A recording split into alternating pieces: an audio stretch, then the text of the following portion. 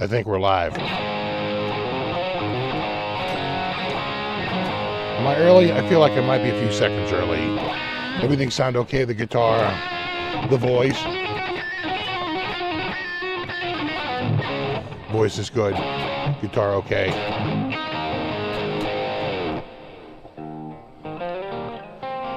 Even when the guitar is a little soft. And my voice is a little soft. Not to get all soft on you. People are saying it sounds good. Okay, I believe you. I trust you at this point. I trust your judgment on this one. You know who I'm talking to. You. All right. YouTube is telling me to run an ad right now. Remember, if you see an ad during the show, not before or after, those you know you're stuck with. But during it, well, it's live, and you're not just coming in the middle like that. That would be starting. Then you shouldn't see any ads by design. Never forget that. All right, we got Ron, Matt, Mark, Bill, Strat CPO, BC Rich Vimps, Noise Bloom, Retro Puffer, John Gregory, Mr. Anderson, Coots, Browns fan, Retro Puffer, David Belcher, Candy, Noise Bloom, Michael, Steve, Zoots, all the regulars, Matt, Speaker, what's up, buddy? Pete Brown, Rob S., Larry John, Second Marsh, Chris Bevan, Sean Candy, Fretless Ed, Nelson, Jay, and of course Chris D. And Zach H.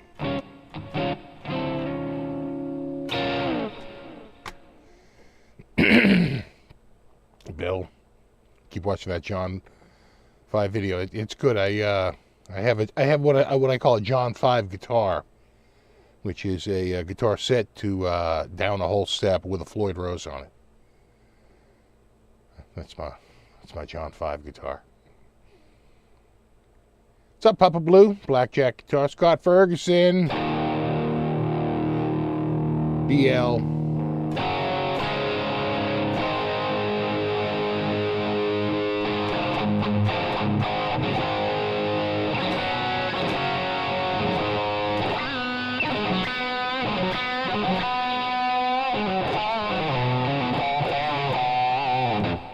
Yeah, it's the Steve 5 guitar.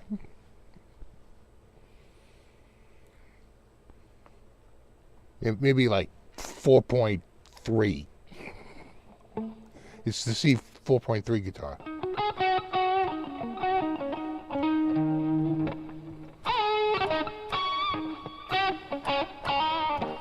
But he has that whole routine with the Motley Crew. You know, what with the crew and all that. And he does the same joke every night.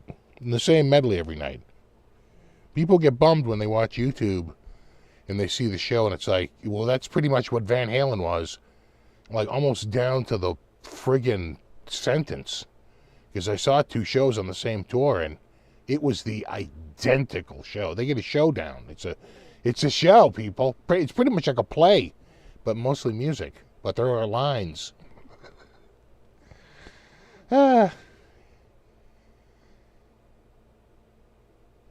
Yeah, this is a good looking one, John. I agree. Good looking. Good. It's a looker. It's a looker. When I had my party back in September,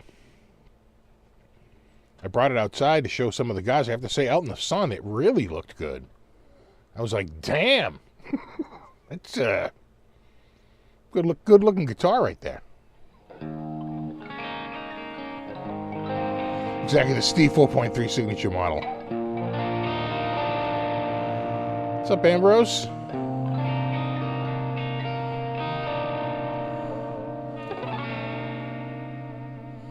The Buddy guitar.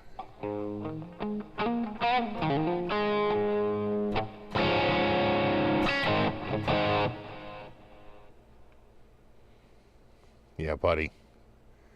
Buddy is so funny. He brought me like a little... What is it? It's like a shrimp or a clam, you know. It's like a little play toy for the cats. But everyone was gone except for me. No one was around, and he went to a, you know, lonely cat, you know, unpaired cat here. I need a human companion, preferably within arm's length. Where are you? And he came down with that, sirens blaring. The thing in his mouth, drops it down. I'm like, all right, come up here, you.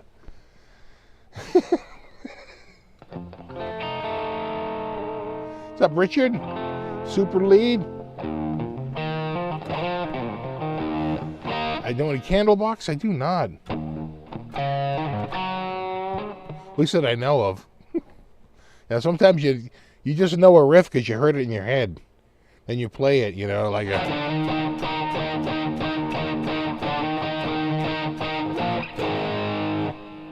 Like, I couldn't even tell you that band. Seriously. You know, it's that nameless, faceless band from that completely unknown year.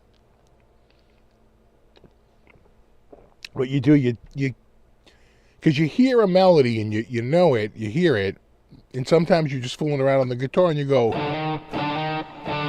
you know, you go, oh, right. Oh, I know that. It takes you a couple seconds, but you figure out the whole riff. And you're like, oh, I know that riff. Right? I've heard it on the radio. You know. That's how I learned that. You know, just 3 major chords.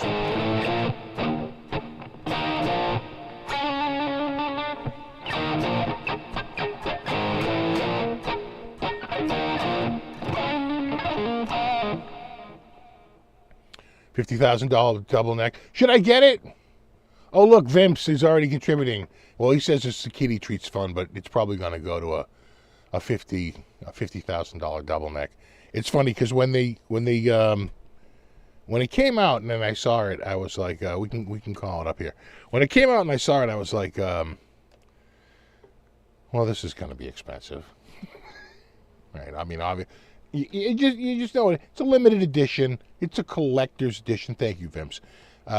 You know, so you know you're bracing. You're bracing for impact. You're like, you know, this is going to be. And I go, it's definitely north of 10,000, right? It's probably north of 20,000. And I had an over under. I think around like 28,000, 27, 28,000 in my head. I'm like, are they going to try and go like $25.99?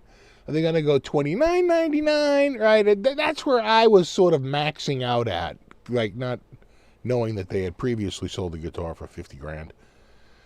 I think the Greenie, right?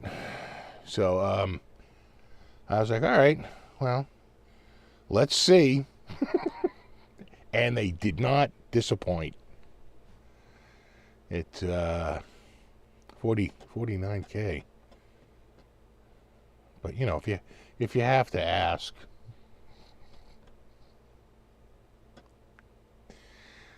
All right. This is a guitar I played all my great riffs on. And now you can too. So I don't know if you know this, but I have a guitar that looks almost exactly like that guitar.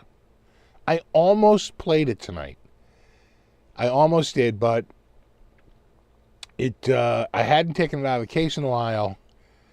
It took like forever to tune it up. I was going to play it, and then I was like, you know what? It's kind of too heavy. You're all over the place. So, but I do have I have a guitar that I swear it's got the same pickup look to it. Everything, the big, long thingy. And the knobs even look the same, this weird, like, extra... Because a friend of mine was like, your knobs look wrong. But when I look at this, I'm like, well, no, it kind of looks like this one. You know? But it's you know, when it said to order, call the Gibson garage, I'm like, oh, they're not even listing the price.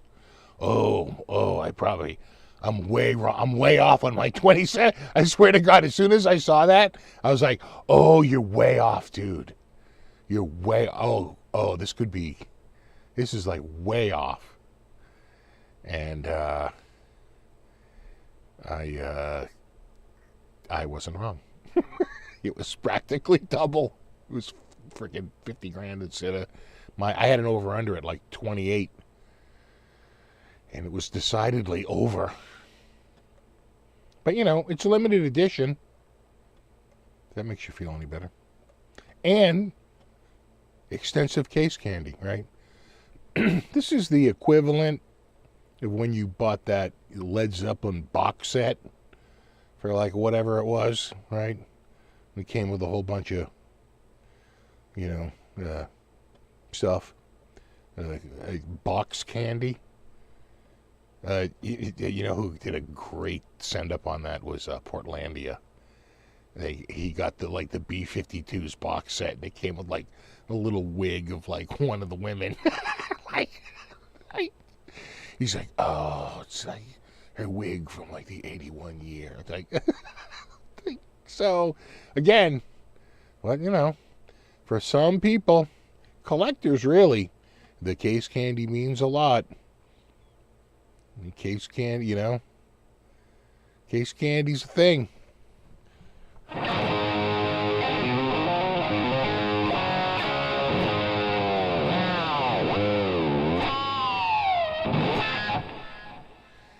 So, you know, I think the buyer for this is somebody that just has, you know, so much extra cash that asking price is nothing, and they kind of like it because it puts them in an exclusive club.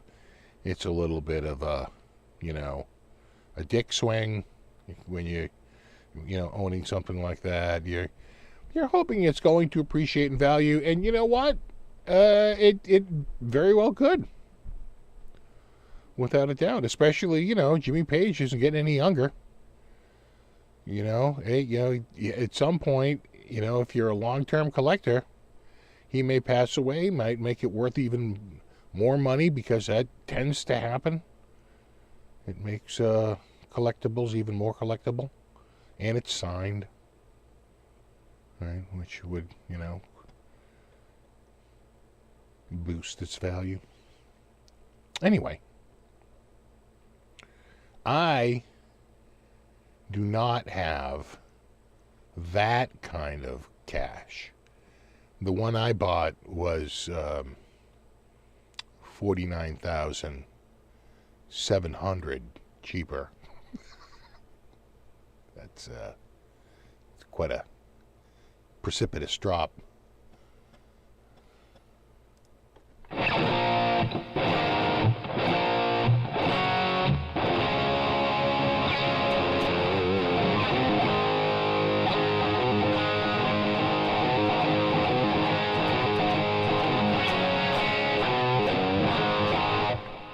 What's up, BC Rich?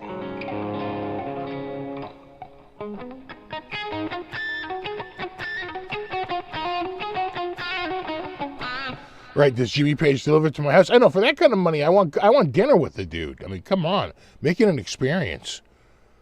And no group thing. Don't cheap out on me. I'm gonna head down the Sizzler.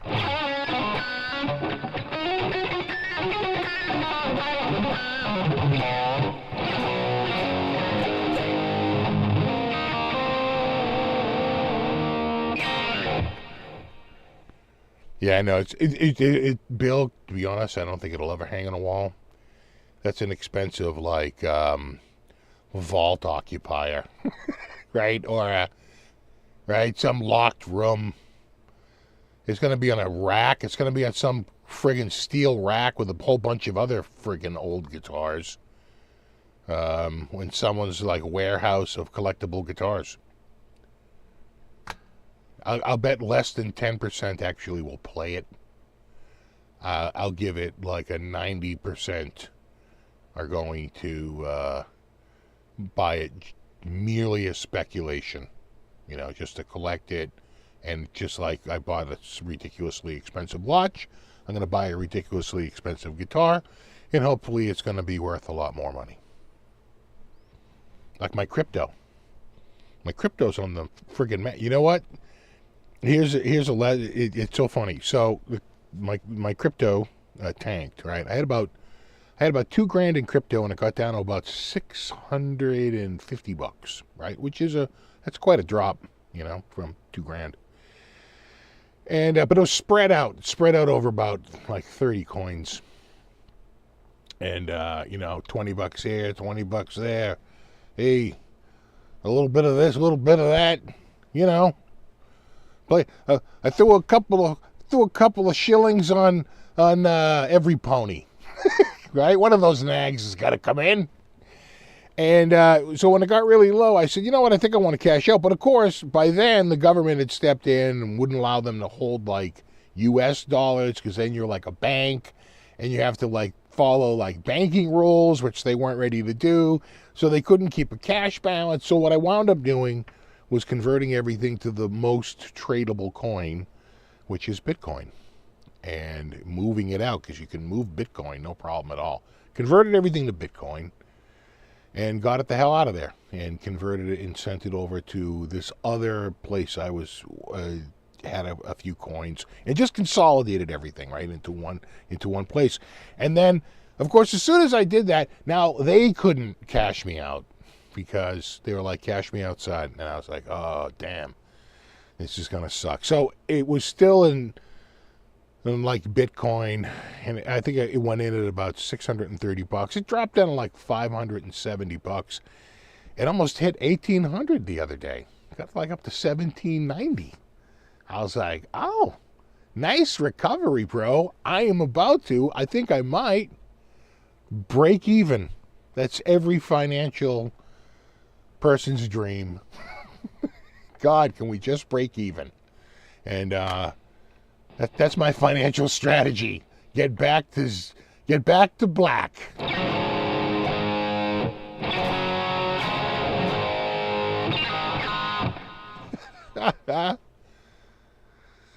I should have bought. So, of course, I regret like not buying more when it was down in the trough. It was in the trough for like 18 months, and finally has come out of it. But I had left. There was some that could not. The coin was kind of dead. They wouldn't let you really do anything with it because they were treating it like a security, and you're like, you really can't trade this. So I couldn't even like move it I couldn't convert it into Bitcoin. They like wouldn't let me do it. So I just left them. I just abandoned it, right? Abandoned money. And just for shits and giggles, after everything went up, I went back. I had left $4.30 worth of crappy coins, scrappy coins, right? I don't know what the hell they were. And when I went back, they were up to $46. It was like a 10x improvement, which is better than I'm doing on just straight up Bitcoin, which is only like tripled, right? Not really at the 10x mark. You wonder where I would be if I just left all my 30 ponies going and just left that shit. And would I be way past break even if I didn't just consolidate everything to Bitcoin? Which I did, quite frankly, just to move it out of there. And then I just never split it out, because every time you convert, they take a few shekels. Exactly time to buy the page double neck. At this rate, I'll get my money back in 40 years.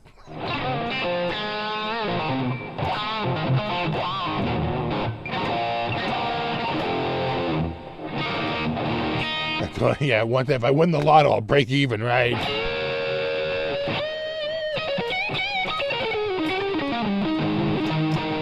Yeah, coulda, woulda, shoulda, I know. I did actually buy a little bit of altcoin when at the last dip. At the first time it went up, I said, well, maybe I'll buy a little bit when it goes down. It went down And when I say a little bit, I literally mean like $35 here.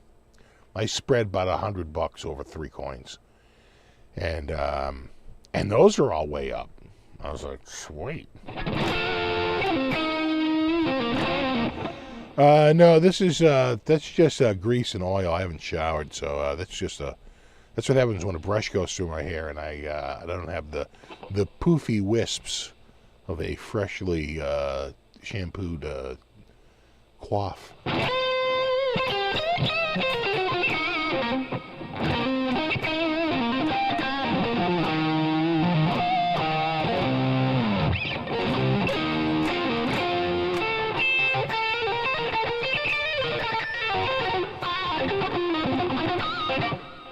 Gator or SKB TSA case. Oh, I'd get the TSA case.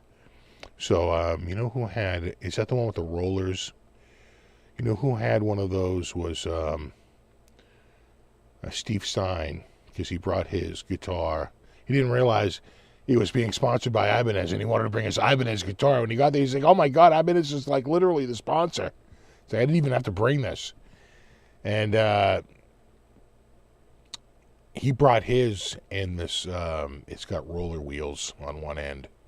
And man, that thing was a friggin' tank. I was very, very impressed with that case. Now, the problem is you won't be able to check it if you want to put the guitar like in baggage or try to get it up in the cabin. No hard case. It's got to be a soft case. And you're like, well, it's just a guitar in a soft case. Like Pete Thorne and all them, they all use soft cases because they're like, no. They're going to throw it down in the cargo. And but Steve Stein was like, I'll go to cargo, but I'll put it in like a flight case, in a case like so freaking robust that you can't hurt me, man. So those are your two choices. The thing is if you get there and you can't board with it, if they won't let you on, you're in a quandary, bro. So, because you won't be, now you're checking a soft bag.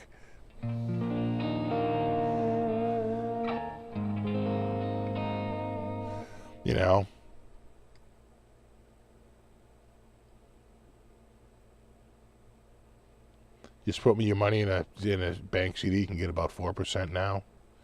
Well, my Shiba was up 358%. I'm just saying.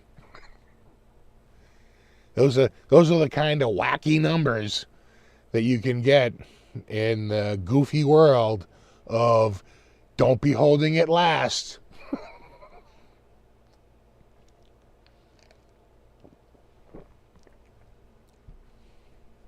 I got freaking sawdust on my shoulder.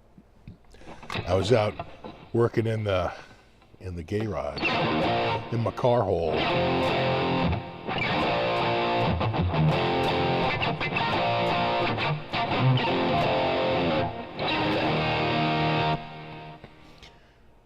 Yeah, pal, make sure you check. Well, you can't carry on it. Yeah, it depends on the airline, but a lot of airlines, they won't even let you carry it on. They're like, oh, no, it's too big.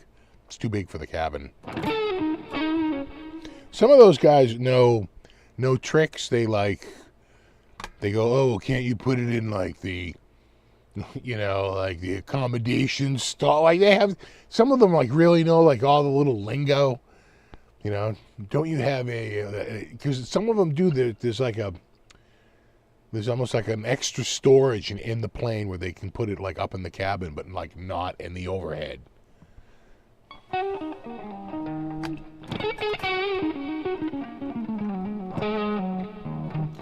Yeah, so if you already know that you can't carry on and you can't force that, who's it? Bonamassa buys the seat for his guitar, puts a seatbelt on it, straps it down. It's like, well, that guitar's pretty expensive. Then I would go with I don't know the name of it, but I remember it had wheels on one end, and that thing was built like a friggin' tank. I have no idea the brand, but I just remember one end was wheeled because it's heavy. and it needs the wheels, and it had a handle on the top, and he was just dragging it like a piece of luggage.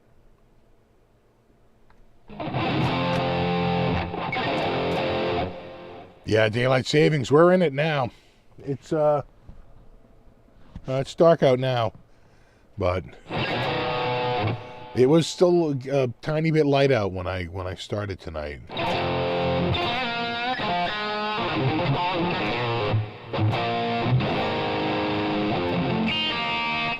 There's a little stow in the front, like where they put the strollers. That's exactly. Because they wanted to check my bag one time because they were like, oh, we're getting too full, because I was one of the last to board. And I was like, listen, I have a connecting flight. I don't want to hear it. I'm not going to go and try and get this. Don't do this to me. And she was like, we can find a place. And she did. It was waiting for me up at the front near the cockpit. As I was walking out there, it was right up front. I think it's where it went. I think it went in the little stroller compartment.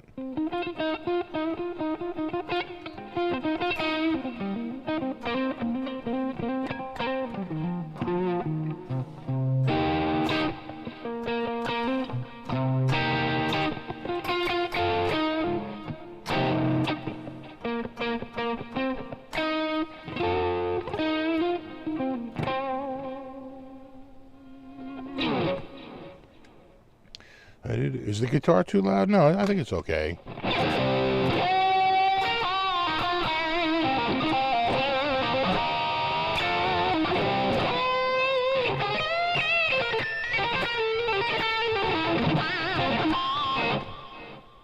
I do like this guitar. Sounds fine, good. I'd like to hear that.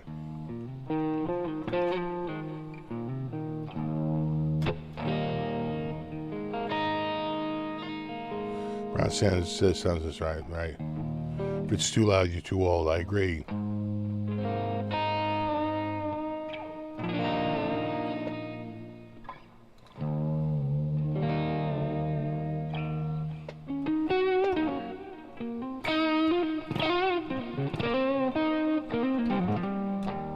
Steve, when are you getting the Jimmy Page $50,000 Gibson next week?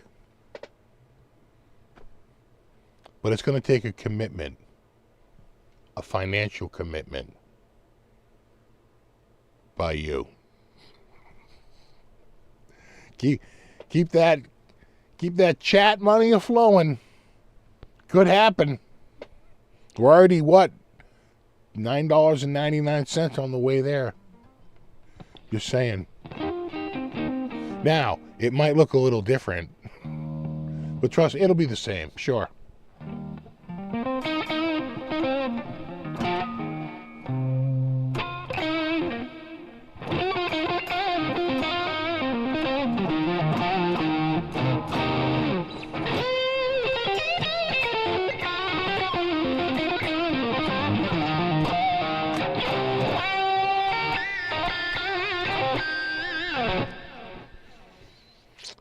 Together, we can do this. But it takes a TM.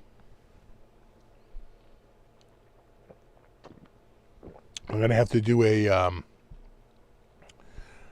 I should do a fundraiser, right? A marathon. A griftathon. Now you're talking. The Griftathon 2024. Where I just sit there and go, won't you please help? I don't have one of the new Jimmy Page guitars. It's really affected my mental health, and I need one. Won't you please help? And just do that for like as long as I can remain awake.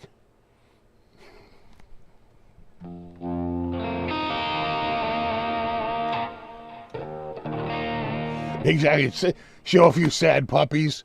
Get AI on that. Come on, AI. I need sad puppies. Cute cartoon puppies. Sad, though. Very, very sad. Come on. I need a puppy in a window looking at one of those guitars. Come on, let's do this. Exactly. Buddy needs your help. He came to me the other day. He said, you know, you've given me a wonderful life, but could even make it more wonderful if you could throw in one of those Jimmy Page double necks Don't get cheap on me, bro.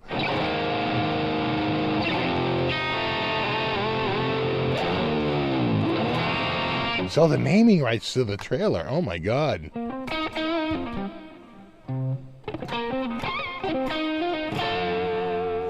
Exactly. For the price of a coffee a day, you too can help. Look at Steve. He doesn't have one of those Gibsons.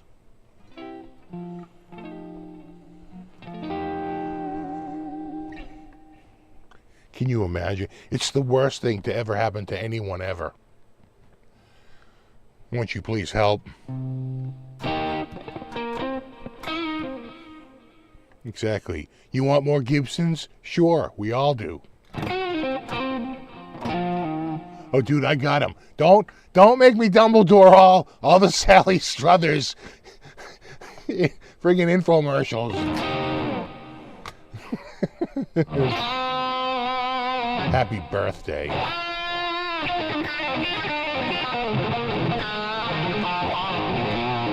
If you know, you know.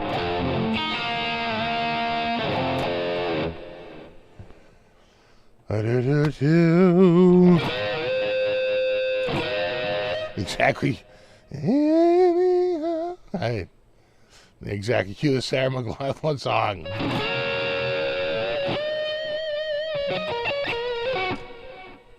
Exactly. Look at Steve. Where is it? That can't be right. We got the...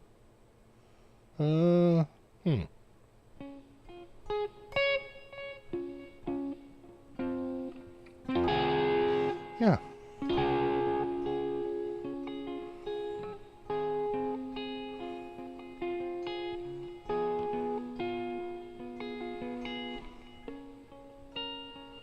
It's the saddest song ever written.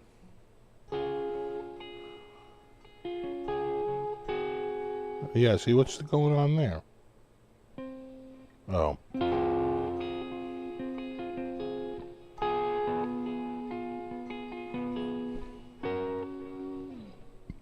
Exactly, the Kramer Memorial Fund. Exactly, just like Homer Pinchy.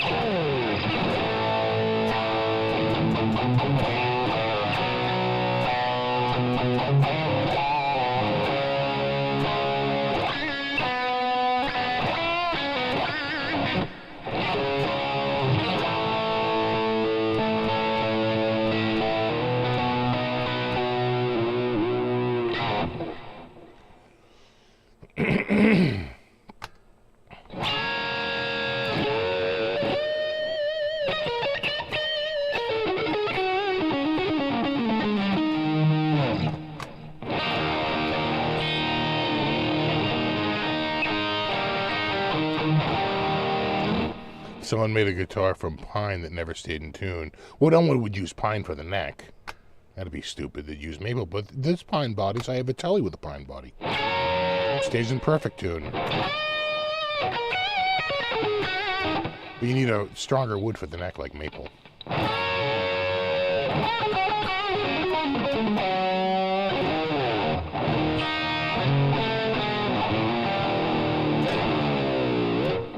Have you heard about this Spinal Tap sequel? I broke that news like 2 years ago. I was one of the first people with that. Goes to show you how long it took, once it got greenlit, how long the production... Is it done with production? Are they in post-production now? I don't even know where it is in the production stage. But I remember getting the news like right after it was greenlit. I remember it made all the wires. Spinal Tap, greenlit, bringing back the original cast, bringing back the original director, pretty much doing the... And it's them X amount of years in the future. What do I have? 40 years in the future.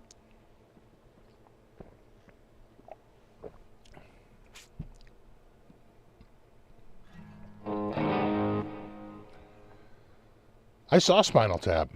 In fact, I missed them when they did the clubs in '84. They played the channel, and I was so bummed. I had to work. They did a matinee at the channel, and I friggin' couldn't go. I was working. So bummed. And then, of course, they came back and they played, Mansfield. They played it was probably the Tweeter Center at that point. It's still Great Woods, maybe, at that point.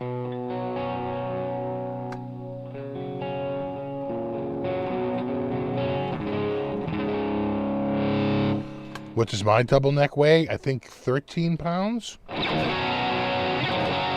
It looks to be made out of maple. It certainly has a maple veneer, but I don't know. It's pretty damn heavy.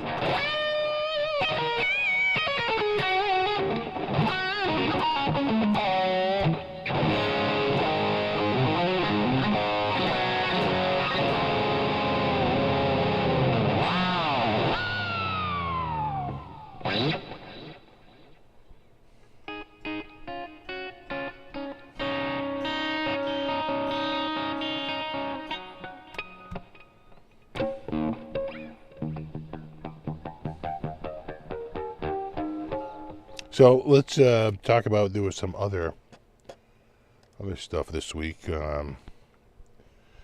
Let's go to the Sweetwater. What is it? Oh Christ! Enough with your pop-ups. Jesus. Zoom. Multi effect right there. Let's see. Yeah, but that's not the new one. There's the new one. Call the new one up. It only took 10 years.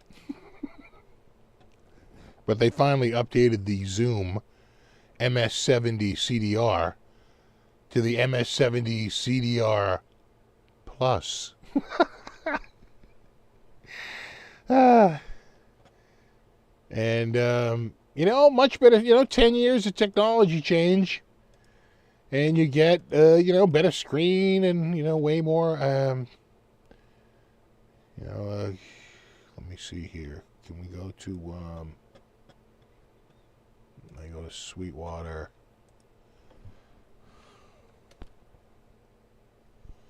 Zoom multi-effects. Yeah. There you go. Yeah, so there was the old one, right? That's the last model. And there's the new one. Old, new. 10 years ago, 3 days ago. All right, so... and it's basically chorus delay and reverb. I don't know that it does anything other than that. But it is full-blown stereo. And I don't think they're that expensive. Were they $149? Everything about it is better. So, like I said, it's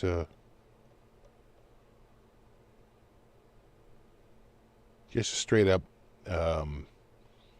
chorus delay reverb.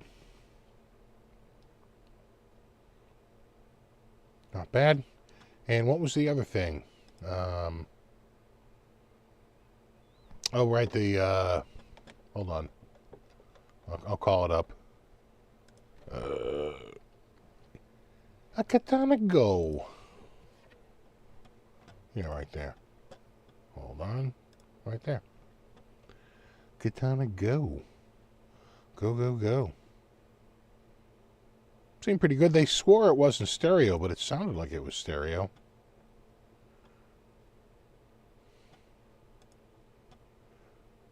They said, no, it's not stereo. It's what they call stage feel. I go, yeah, but if you're putting out two different signals on the left and the right channels, and isn't that stereo?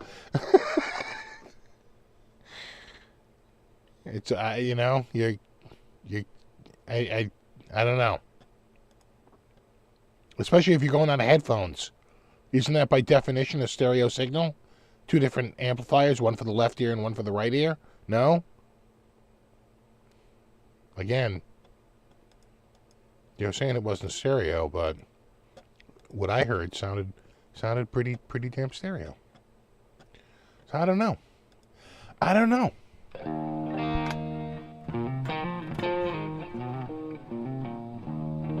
The demos on YouTube of the Katana Go sound very good to me. I agree. I thought they sounded pretty good too. You know?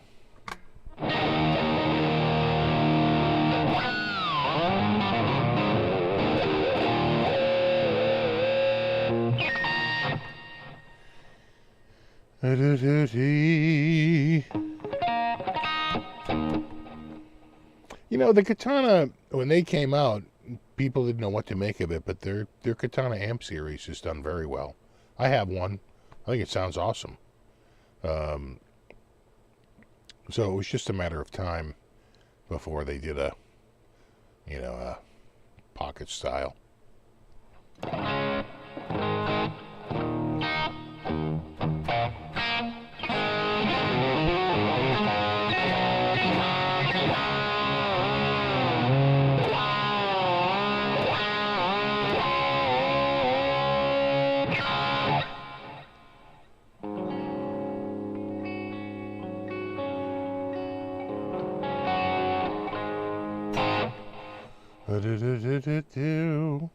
Looks like we have a lot of conversations going here. God, it was a busy week. It was a very, very busy week. Let's cover what the hell else was in the... we already covered the new Gibson SIG. Oh, we didn't cover the new Vola. Jesus. What?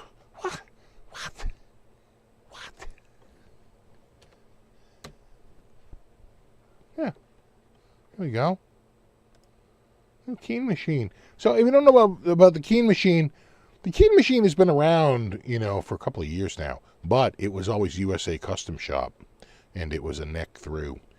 They wanted to do a version of the Keene machine because it already was like the Oz body cut, and so they wanted to do it, but they wanted to get it from their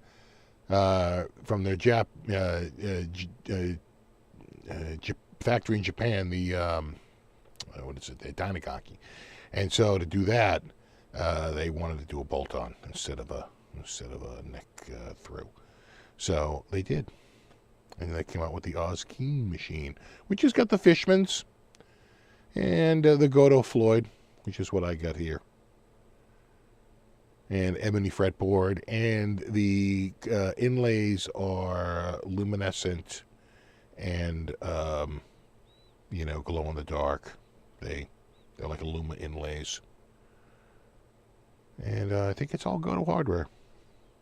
Pretty much all their MIJ stuff is.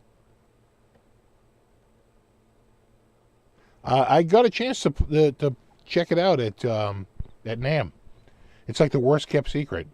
I didn't even know they were keeping it like a secret. I think I put a photo out pretty quickly. Like, oops, sorry guys. Same with the J-Fro. I was like, what? No?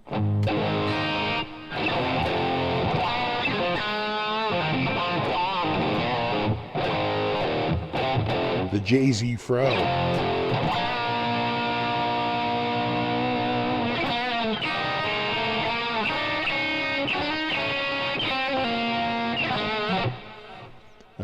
That riff was written by Steve Brown. I saw that in an interview recently. He brought that riff to Ace. That is not an Ace riff. You wonder how many tunes on that record are like that. Oop, Daryl Brown got one. Woo! New heel design. Custom Keene green machine custom color. Fishman pickups. Angled heads. So I think we need to get one of these here. Everyone should write in the chat. Steve, you need to check one of those out. And I'll take a screenshot and send it to Greg. Greg, they want me to get one. The people have spoken. I'm just saying. If you do get one, if you are looking at a Vola, always try my 5% off code, because I don't think it has expired. And 5% off is 5% off. I mean, why not? Just enter the code and see if you can get an extra 5%. Why not? It's free money.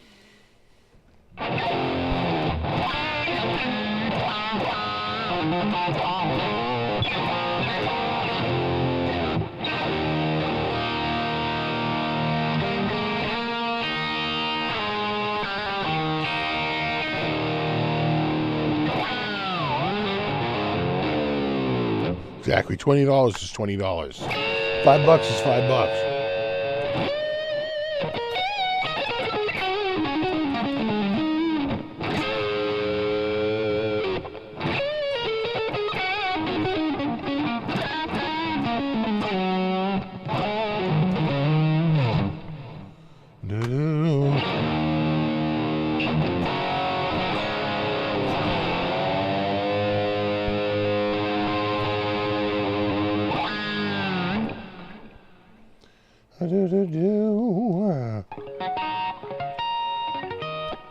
So yeah, very busy week. We actually had some good weather this week, so I was able to, go out and get around.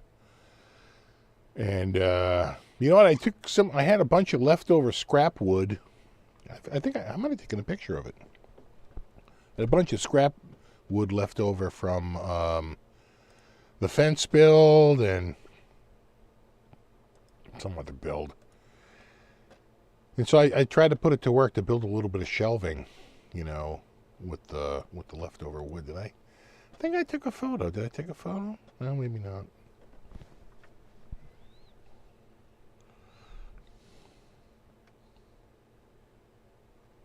Maybe it's just a matter of updating.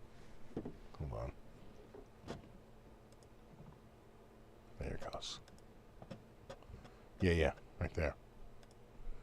Right there. See? A little shelf right there with a little bit of backing. Another shelf right there. Again, it's the same wood that's against the wall here. This little, like, it's almost like MDF, right? It's pretty thin. It's like masonite. It's like masonite. So it's basically a super compressed cardboard. I mean, I had to slice it with a razor, and you can crack it and break it. But for the most part, you have to saw it. It's pretty good. And anyway, I made up three little shelves for crap because my freaking garage is out of control. I have too much shit. It's official. Too much shit. Very, very busy week. My poor kids. My son. They're doing better now, but my son, much better. That Impala, what a terrible car. It's just like a death by 1,000 paper cuts. It's like you can't get the thing. Every time you turn around, there's some assay wrong with that car. It's a 2004, and God, we've put brakes on it and trailing arms and. So much into that car. The ignition was gone. We just put crazy money into that. So all this stuff. But it's still, like, he's got all kinds of electrical problems. It's worrisome. Yeah, I've been driving around in it. So we've been looking for a car for him. And we mentioned to my dad that we were looking for cars and never mentioned to my dad that we're looking to buy anything because he'll get obsessed with it, and he has. So he's been on the lookout for cars for the kids. So my daughter needs a car too because she's freaking driving mine. Like, my car was gone all day today because she's home for the weekend. She took my freaking car all day, which kind of sucks. I want my car, but I'm the only car that she's on the insurance, right? So anyway, they both need cars, and we got them. We got this week we finally got them. We got this for we didn't get it. My dad found it. We got that for my daughter. It's a Ford Escape. I believe that's French. Now the Ford Escape, pretty good.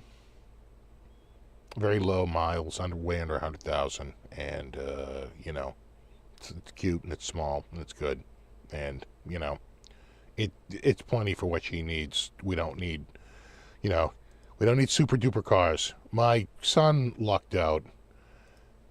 It's older, it has way more miles, but he was he was very excited. Let me see if I can get a good shot of it here. Yeah. That. Here's a Q7. So he almost got a Lincoln Town Car, and he was like shitting himself. He did not want a Lincoln Town Car. My dad was like, "Oh, I know a lady got a Lincoln Town Car. It's got very low miles."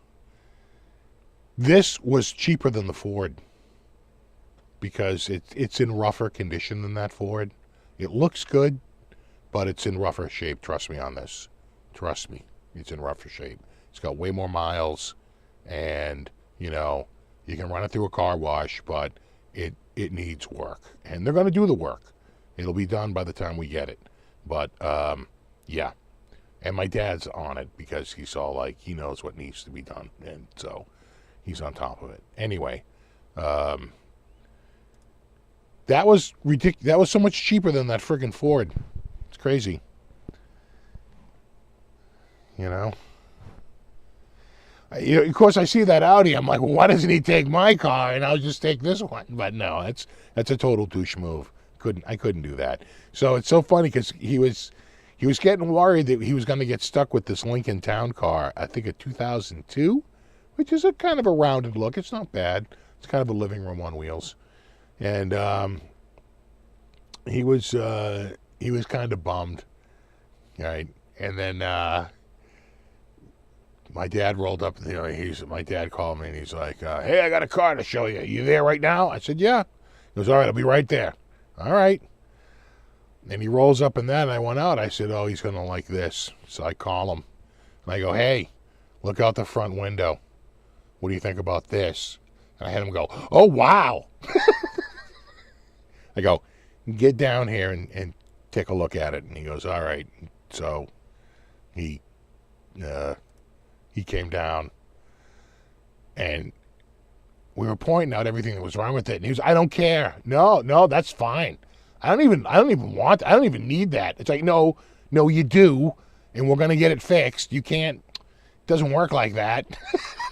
Like, he was so worried that we were going to say, yeah, I don't know, kind of needs work. Maybe we won't do it. But he was like so worried. I was like, no, we'll get it.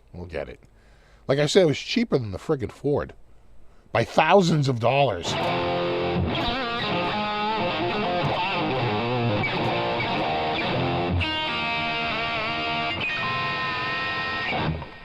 know, the Audi is a money pit. The only good thing about that is that I can do a lot of auto work myself.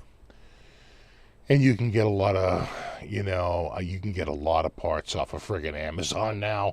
It's amazing. Like, you don't even have to go to the local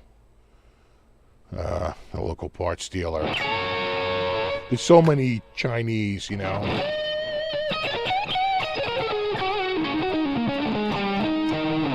Why would you want a Vola over PRS? Well, they're a lot cheaper than a PRS.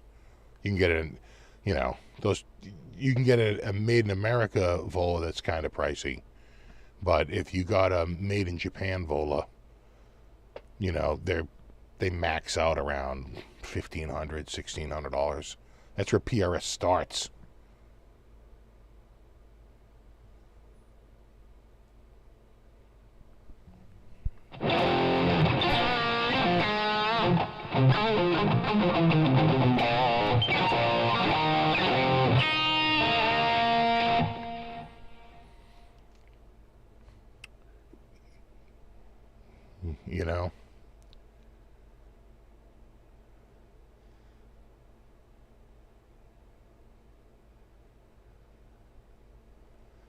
MIJ Volos are nice in my own opinion. Oh, real nice. If you bought it and it said Jackson on the headstock, you'd pay $1,000 more, like literally, for the guitar made by literally the same factory. If it said Charvel, like literally $800,000 more. Buddy man, where'd you go? Bud man? You go? Which way did he go?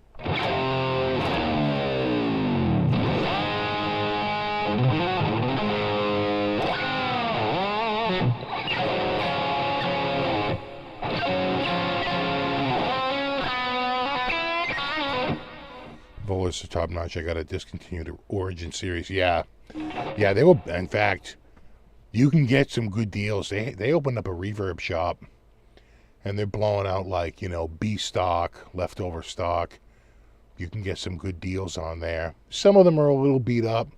You know, they're just beat up demos that they took to like the NAMM show, and someone dinged it up or whatever. But you can save, you know, these are guitars that were thousands of dollars more when they were new, and they're just blowing them out. So you got to check. The stock changes all the time, but they do blow stuff out on reverb if you want the cheap, you know, the big savings. But none of the new stuff. It's all old Discontinued stuff. You know, it's none of their like new, like their new Oz. They don't do that. They don't do that. It would be something like, remember when they used to make like the Zenith, right? It'd be something like that, something that they really don't want to sell because they don't really make that guitar anymore. There was another one too, the Zenith, and God, there's a couple that oh my God, they got rid of a couple of Blazes. They were pretty nice. But those have huge necks. Those old ones were, those are big necks. They've definitely calmed their neck size down in these later models, without a doubt. Those early ones were kind of on the chonky side.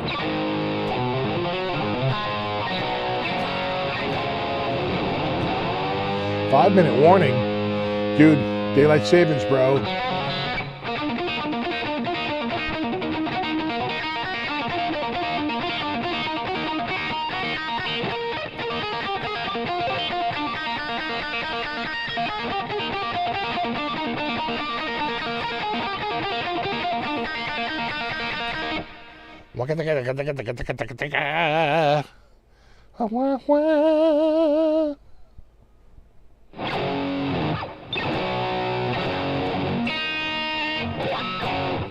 Which reminds me, how's my hockey team doing?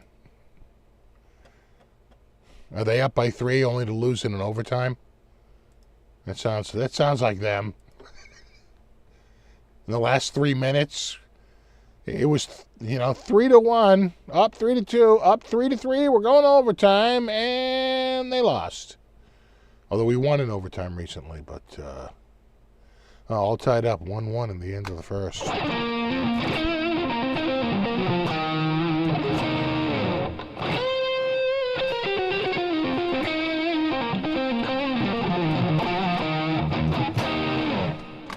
You know, tonight was a 2-hour show. It's a special night. It's St. Swithin's Day. So, with the whole 2 thing, you get it.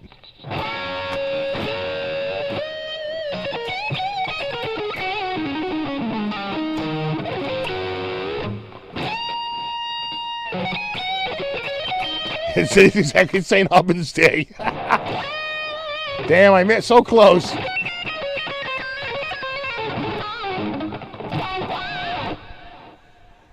Yeah, St. Albans Day. Damn, so close.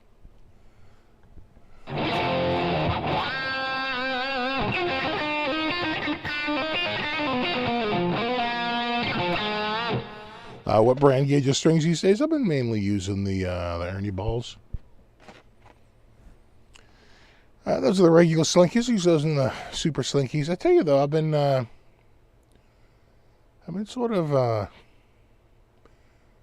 leaning more towards the light strings lately. A little bit. Anyone making corned beef? Oh God, my parents used to do boiled dinner every St. Patrick's Day. Corned beef and cabbage, aka boiled dinner.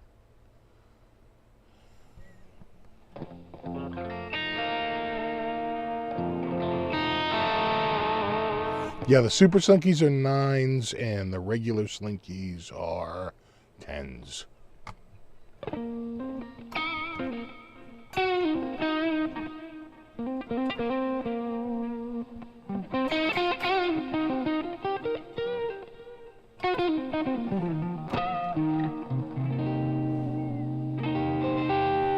Yeah, that sounds about right. Corned beef, carrots, potatoes, cabbage. Yeah.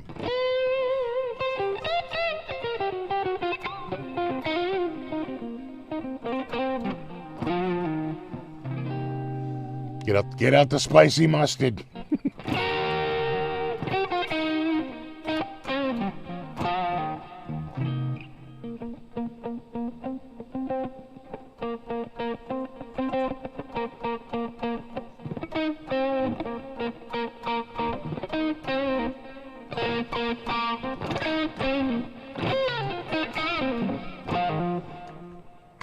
I love this neck.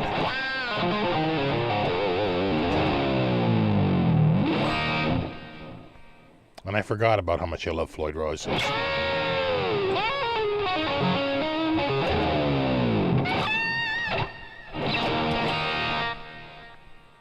And it stays in tune.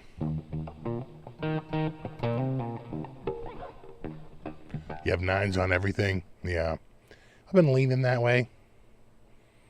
I used to be always 9s, and then I went to friggin' 11s because of stupidity. I don't know what I was thinking. Thicker strings have more tone. And I went to 11s. And then I finally backed off and went to 10s. And I've been sort of 10s for quite a while. And lately I've been... Because, you know, what happens is you get a guitar that comes with 9s. And you're like, oh, right, geez, I kind of like the feel of this. Maybe I like 9s.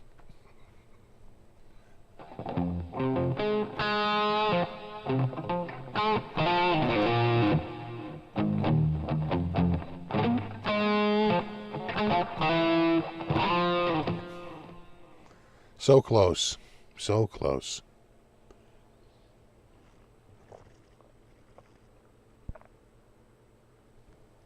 Oh, man, that's good. That is good. I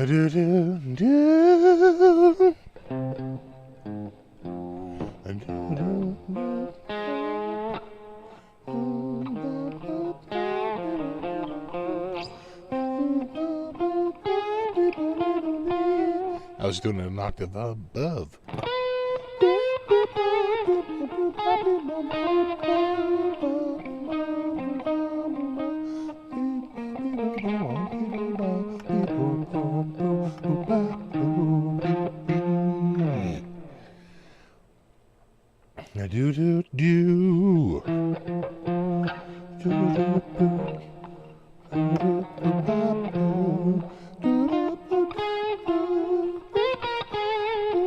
You start to get out of your range.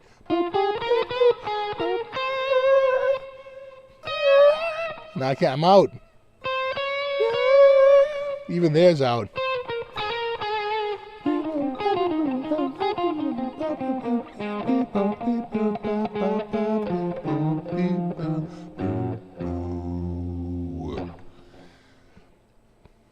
You know, that's not a bad thing to do. Try to sing along. Because it, if you notice there, they were kind of in sync. Because you get your ear together. You know what notes, you can literally hear in your head the note that's coming next. You can both play it and sing it. And that goes a long way. And when you do it, you should do it on a table in a room full of people. That's the true way. It took me a second to find it.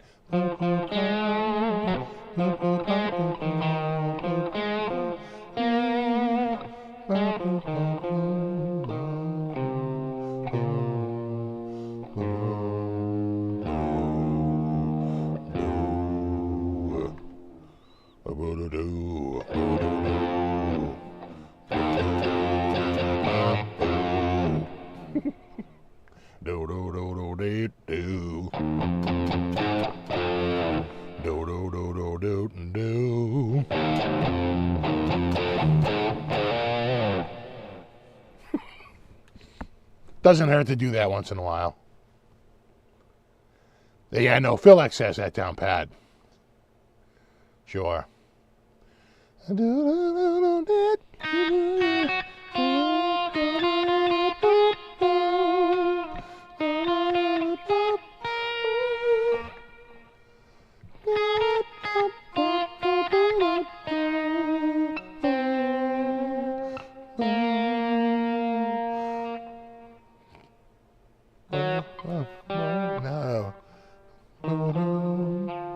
can hear that, but I wasn't hitting it right. Again, that's where it comes in, because you want to be able to hear it in your head and be able to jump right to the note. It's like I knew the note I wanted to play, but I wasn't. It was... The defense is wrong. Your ears are wrong.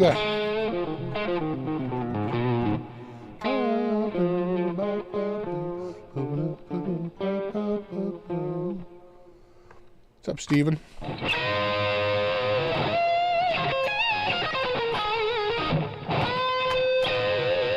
Scatting. I remember those films in the 80s.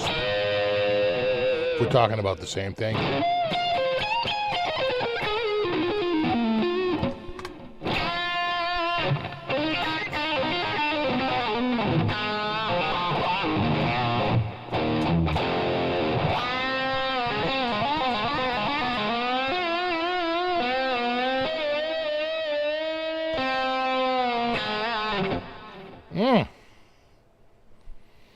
That's what happens when you don't play guitar for a week.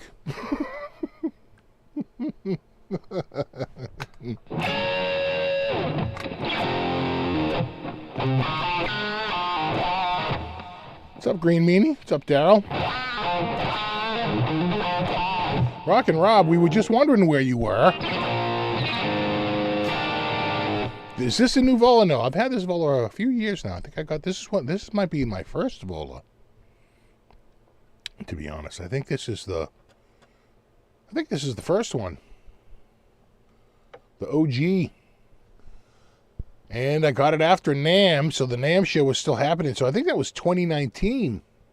Maybe 2018, 2019, something like that. Somewhere around there. It's got the, I don't know if you can see it there, but it's got the flame. It's got the flame binding. Do you see? Don't you see? You can't handle the flames. It's got the full flambe.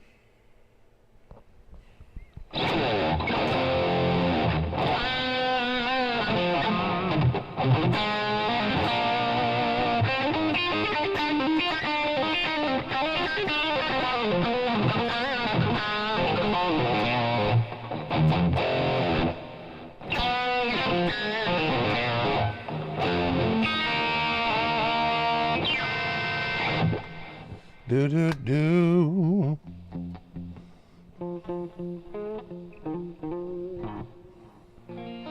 The pickups sound really good in that one. You know what? These are arcane pickups because this is a USA custom shop. They use arcane pickups. The other one, I have an MIJ sort of like custom shop. Like this, with the quilt top, that uses in-house pickups.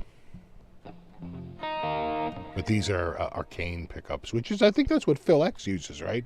Doesn't he use arcane? He's got a set of Phil X signature arcane pickups. Yeah, the fret markers are cool. Right? And it's got the unblinking eye, the brown eye, the black eye, some sort of eye.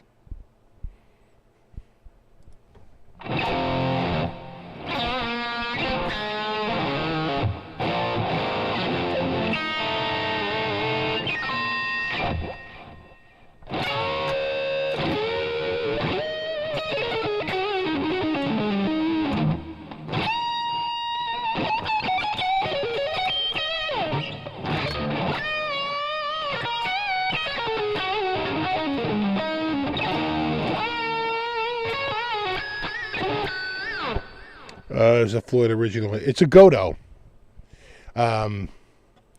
They really like, even when they do their USA stuff, they still use all Godo hardware. So it's Godo tuners, which are really, the tuners on this are friggin' amazing. They're like really smooth. But this is Godo.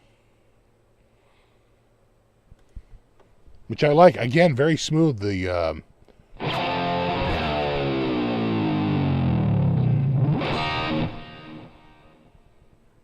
yeah, it works.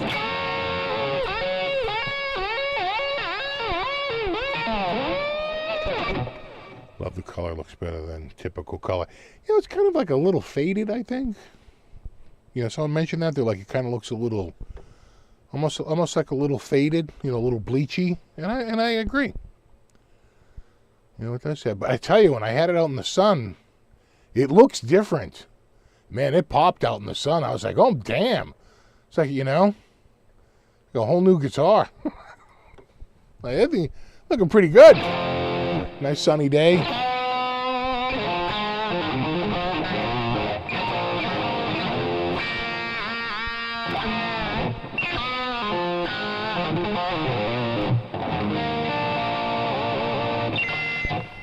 You have a lot of Jetta parts on your Audi.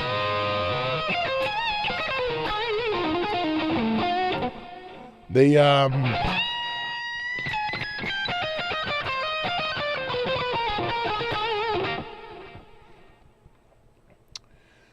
you know, if he even just gets a few years out of it, we'll be fine.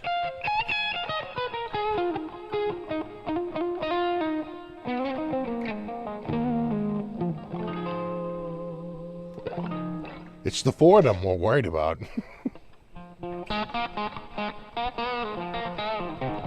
Although the parts for that will be cheaper, that's for sure. But you know what? Not really, because there's so many aftermarket parts now. It's like that market is flooded. I remember I was looking for like my snowblower wouldn't run. Carburetor was completely clogged. And, you know, a part of me said, you know what, just go buy a new one. There must have been 40 identical carburetors between $15 and $20 on Amazon. Identical to the friggin' carb I had in every way. Like, oh my God, that's it. That's the carb. And I wound up cleaning it and just getting it going anyway with some carb cleaner. But still, there's an abundance of friggin' parts out there, man.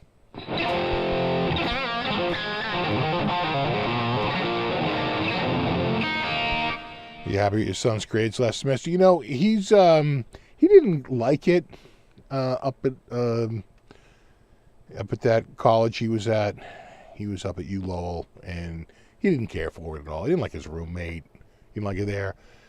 He's actually going for his EMT certification, and he actually got, because his grades were good, he actually got a complete free ride. And the facility that he's being taught that the EMT stuff, like, they broke ground in, I think, 2021, and the facility was completed in 2023. It's like brand friggin' new. People are driving down from like Maine and New Hampshire to go to this friggin' school because they just have the facilities, right? It's like the place to go. It's this brand new state-run, you know, EMT thing. So he's doing that. He's going to do the EMT for at least for now. And I said, yeah. I said, when you're done with that, go. I go. I'll list a bunch of trade schools. Go and learn all that. We're going to need it.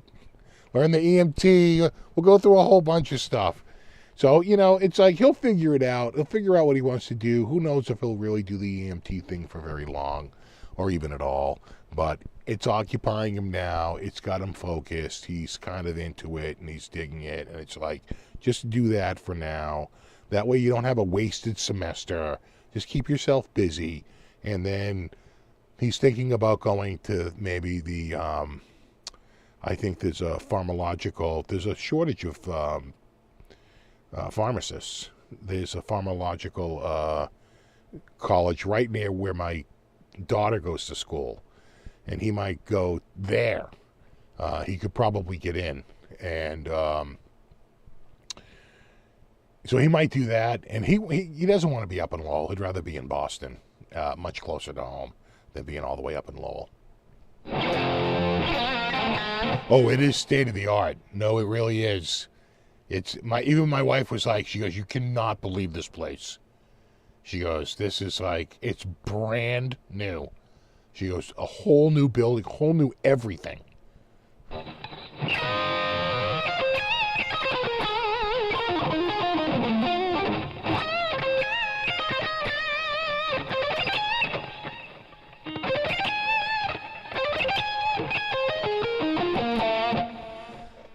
Escape lasted a while at 150. Oh, she's got way less than that on that car. So hopefully, if she got, 75,000 miles out of it, 80,000 miles out of it, I'd be pretty happy.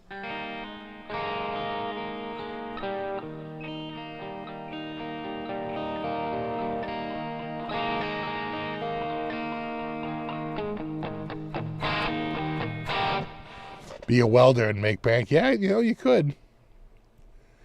He'll figure it out. He'll figure it. There's a shortage of EMTs. And we said, listen, what you don't want to do is if you can avoid it, try to avoid a student loan payment, a car payment, right? Stick to payments for things that, are more necessary, like a house, right? You don't want to get stuck bogged down in like credit card or home auto or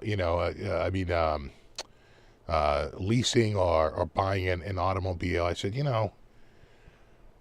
it's unnecessary if you can avoid it, and if you plan correctly, you can completely avoid that. I've never had a car payment in my life, never, and I just turned 58. Not a single car payment, ever.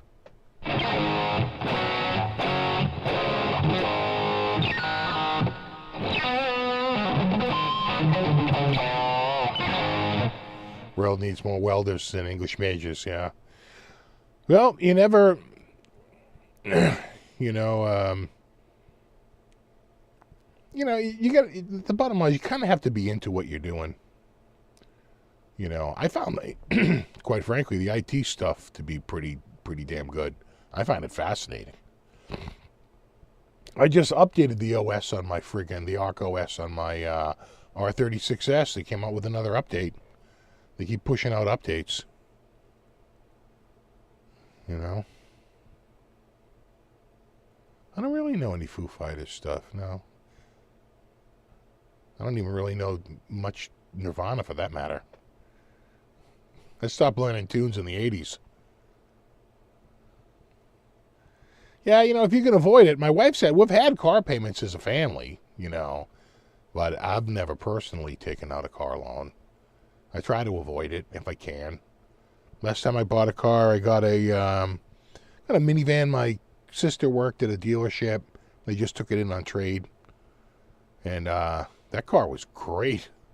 I friggin' loved that. It was rusting apart eventually. When I got it, though, it was friggin' mint. And I think I paid $6,000.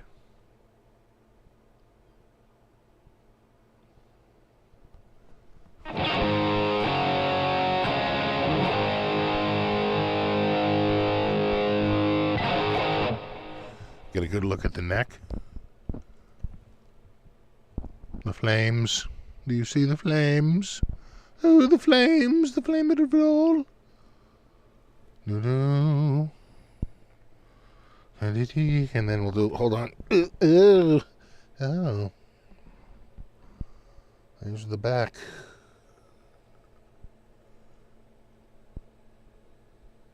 Do.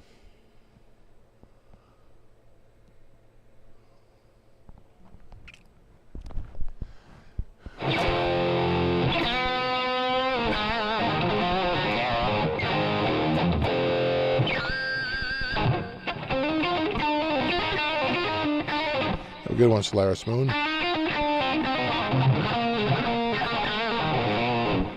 Exactly. Who needs a car payment when you can drive a badass refurbished trailer? I mean, priorities, people. Priorities.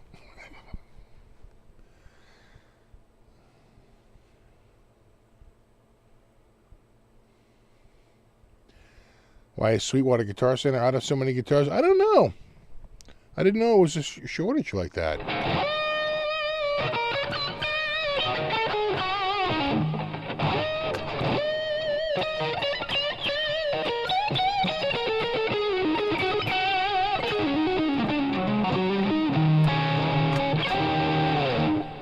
Yeah. Any old rags. Whatever happened to the rag guy? The rag man. Oh my God. You wonder how many neighborhoods he cruised. And if it did it happen in any other cities, did you have a guy driving around slowly in a truck screaming any old rags?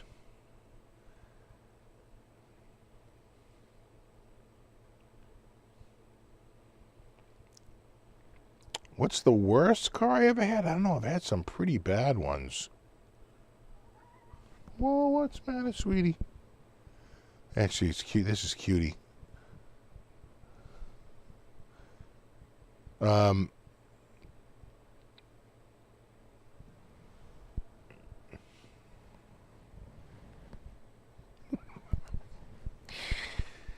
I had I had a Pontiac Le Mans one time where that model just had like the worst paint. The paint had come off.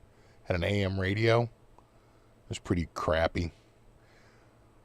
I think I had a Bonneville. Right? That's Pontiac too, right? Bonneville? And God, that had electrical problems like crazy. I remember driving along through like Newton, and all of a sudden my headlights going out and like kicking my foot under the dash until they friggin' went back on again and I could make it home. Oh my God, that thing was a roach. The AMC Ambassador station wagon never ran right. Used to rip through gas like crazy. And the guy who wound up buying it tried to cool it down by switching it out to a 1-barrel carburetor. But there was no luck. That thing was a roach. There was no help in that thing. In fact, all those AMCs were all terrible. You know, what's the code? SFB5. SFB5. Just try it. Right, Steve from Boston 5. SFB5. All one, no spaces. And you should be able to get 5% off. Try the code. See if the code works. If it doesn't work, let me know. But I think it's still active.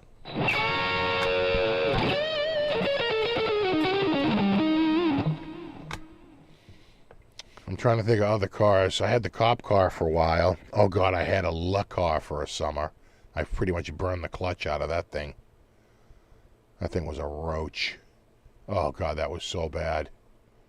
I had one of those, like, rubber roofs that could open up like most of the roof of the car. Oh, that thing was so... The three lug wheels. Oh, my God, that thing was terrible. Drove that for like a summer. What else? I had a diesel that I really hated. I had a Toyota that was pretty crappy. Then I got this Mercedes 280 Coupe, this Mercedes 280C. That was a nice car. That's probably one of the nicest cars. It was blowing oil like crazy, but it wasn't for the normal reason. It was because it uses this weird, like, membrane to, like, help boost the fuel when you step on the gas by using the oil pressure. And the membrane would crack in the cold. And it would piss oil, like, right into the friggin' fuel system. Right? There's a membrane between the fuel and the friggin' engine. And as the engine pressure would cause the membrane to pull more gas through. It was weird. Like, completely ridiculously over-engineered. I probably replaced. Once we found out what it was, it had a dime-sized hole in it. Once we found out what it was, we wound up replacing it. But I kept cracking them. I'm like, I don't know. They keep cracking. They would crack and crack and crack. We were replacing that friggin' membrane between the carb and the friggin' engine block probably 3 times.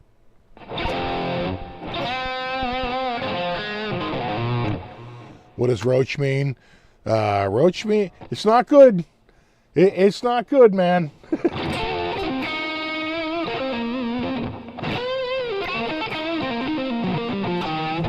Yeah, in fact, we were talking about a rotary engine earlier. It was so hard. A guy came in and basically said, yeah, he had on the outside it gets worn out. He's like, you don't have enough space between it. He's like, you're getting compression leak. He's like, this engine's cooked. There's no fixing it.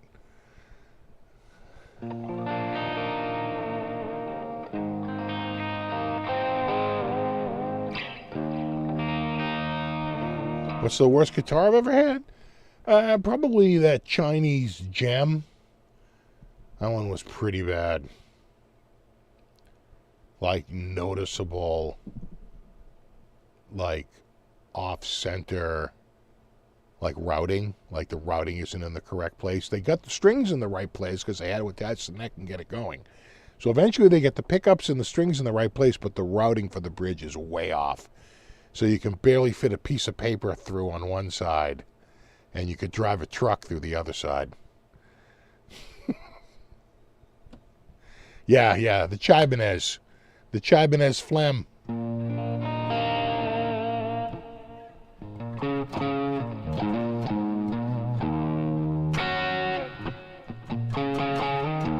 No, roach only applies to cars. What is wrong with you?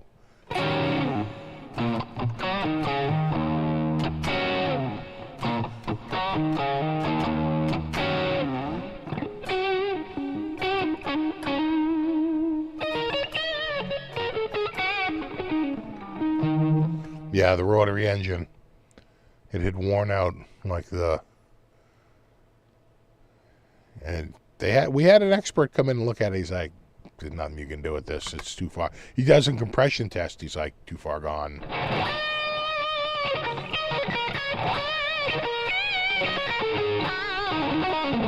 Worst guitar West Shipton. Right?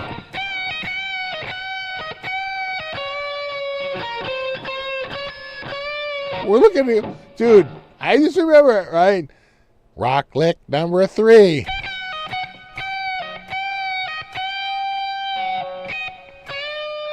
We're looking at each other going, what? God. Oh, Russ. How the hell did you ever get a book deal? Oh, man. Oh, we were in tears. I remember that. I literally remember that day. The Russ Shipton. Oh, my God. And I spent good money on that stupid thing. By the Russ Shipton book of crappy riffs. Oh, my God. That was so bad. It was almost like a parody. That's how bad it was, right? Almost like a parody of it. Like, so ridiculously horrible.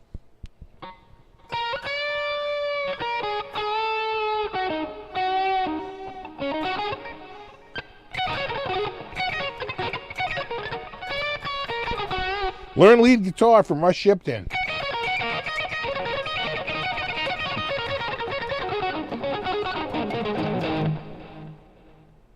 Nice. That's my solo.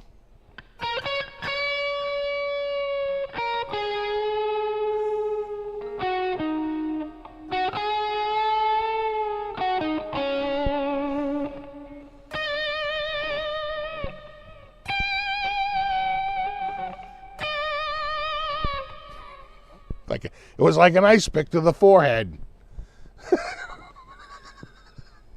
Yeah, exactly. Step 2. Step 1, take lessons with Russ Shipton.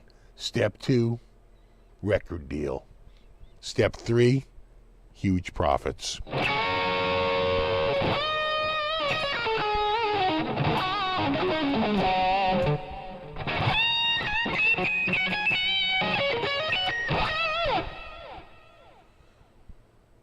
Again, we're you know, I get it. We get it home, and was it a CD? I don't even think it was a CD. I think it was a cassette. I forget. I think it was a cassette. And we threw the cassette in, and I start playing it. And we're listening to it, and it is just, this dude's guitar playing is so friggin' bad, and we're looking at each other, and we're like in tears, laughing.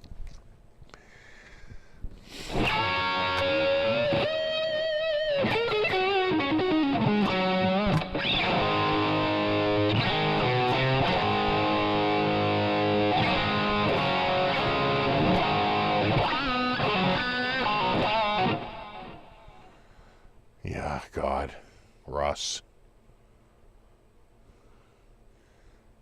Oh, he got me. He got my friggin' money.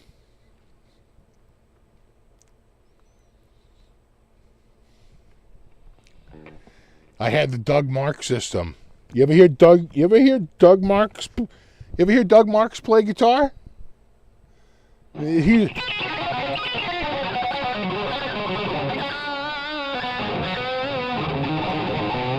That's Doug Marks. Doug Marks is a terrible guitar player, you know, but he's a good marketer. And he very smartly brought in a real guitar player, Michelangelo, Badio. The Badio came later. He was Michelangelo forever. And then all of a sudden, Badio got added to it. But at the time, it was just Michelangelo. And he would bring in Mike, you know, but Michelangelo could really play. I mean, Michelangelo was a phenom, right? It kind of like a yin and yang. You had like one of the worst guitar players hiring one of the best guitar players. And it worked. Wasn't Doug pretty good? No, Doug was terrible. You ever hear Doug play guitar? It's pretty bad. He's not a good guitar player. That's why you don't really hear him play a lot. Because he's a marketer. You know? Doug Marks was a haircut and a set of spandex, right? It was a photo. Doug Marks is mostly a photo shoot. Right? It's all marketing. And then he brings in the ringer, Michelangelo. And Michelangelo, it really is a good player. Really is an amazing player. But Doug, oh my, in fact, I had never really heard him play because every time I checked out something from Metal Method, it was always Michelangelo. I don't remember Doug Marks really doing anything. You know, he might cover like equipment, but when it came to actual guitar playing, he wasn't really doing it unless it was the most, like, this is an E string. That's what that dude was doing, right? I mean, seriously, I mean, they're like the most basic of levels. Anything that required any sort of guitar skill, he outsourced that to Michelangelo. And Michelangelo is good. I mean, period. There's no arguing. Michelangelo is an amazing player, you know, and extremely skilled at a lot of the sequences and, you know, all those 16th note things and those, you know, you got Yngwie going crazy, you know. Doug Marks, you could buy Metal Method, and I remember in like 82, I want to say. I think I remember a friend of mine getting it in like 1980. It was pretty early on you could get Metal Method. But Doug himself, no, Doug's more of a poser. He looks the part, but he can't really play. In fact, I saw him playing, and I was like, "Oh my God, that's stick with Michelangelo." yeah. I support your decision to use Michelangelo. Back in the 80s, it was the right call because he's a much better player, you know, in that he can actually play the guitar.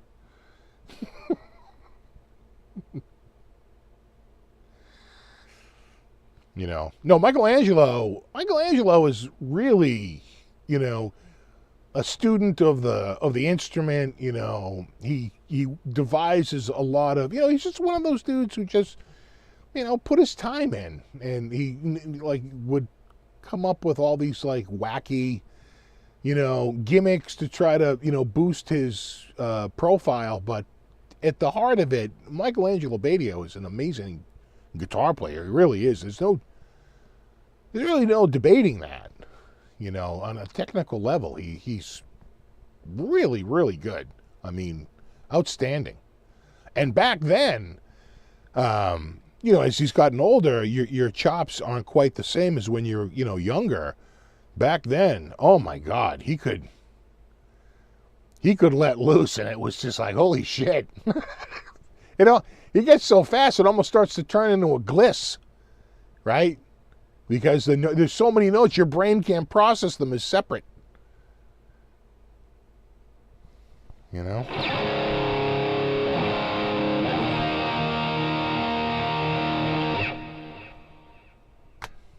Yeah, Michelangelo's still a badass. But back in the day, oh my God, he would let loose sometimes. You would just be going, oh man. That's crazy, you know.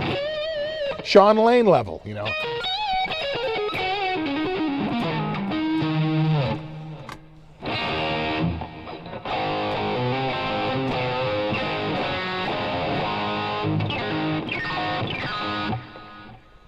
Let it do.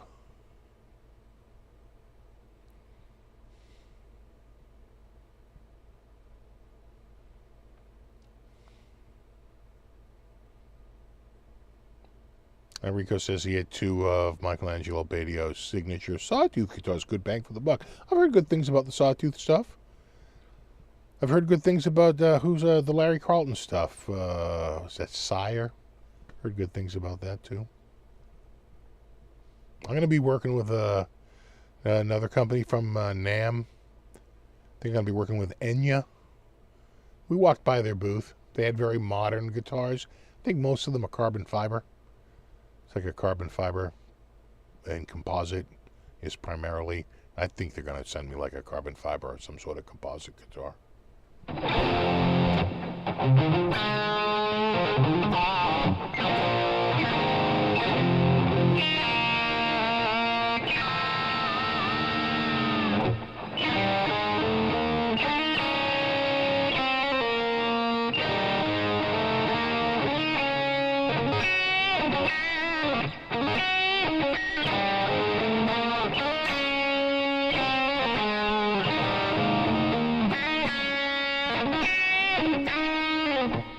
That is a great riff. Do do do do.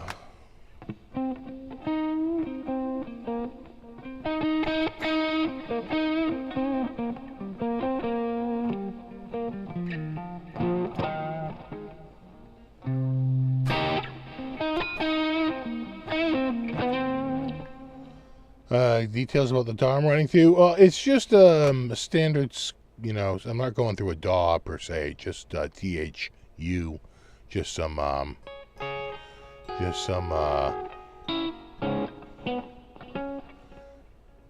amp software, modeling software. What would you call it? Because it's got effects in it too, as you can hear.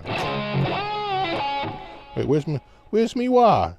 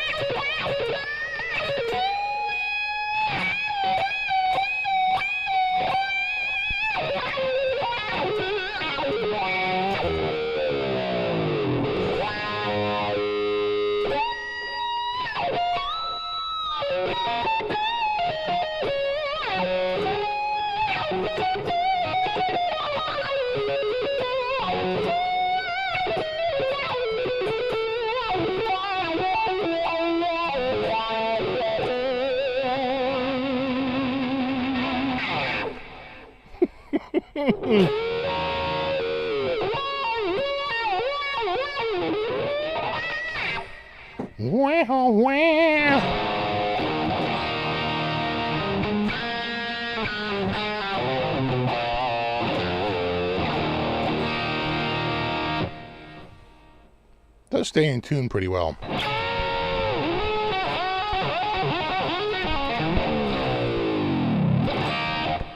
Did it do?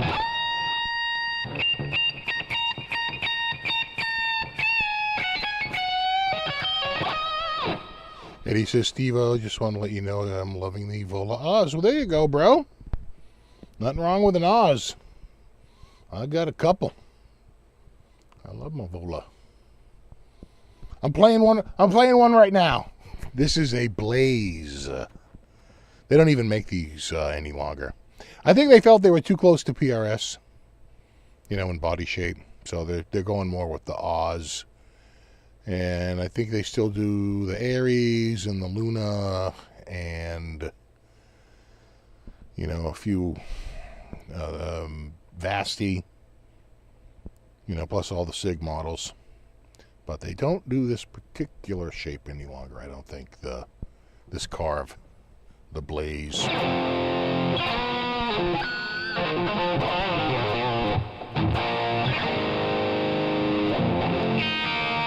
It sounds way better than your $50,000 EDS 1275. Now that's a shame.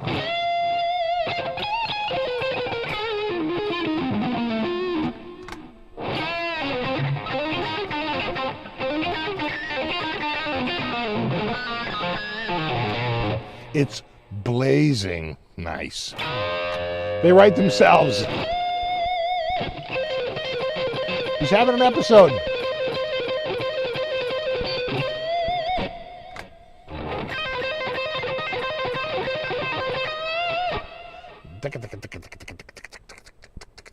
Damn.